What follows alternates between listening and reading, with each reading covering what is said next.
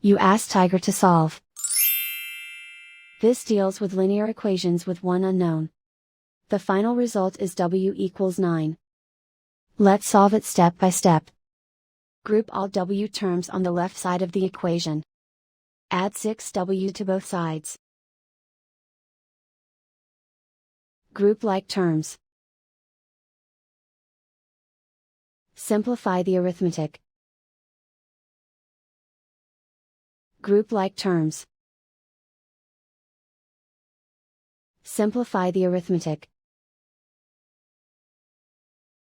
Group all constants on the right side of the equation. Add 5 to both sides.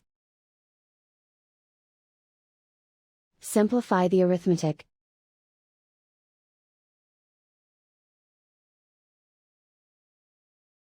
Isolate the w. Divide both sides by 9. Simplify the fraction. Find the greatest common factor of the numerator and denominator.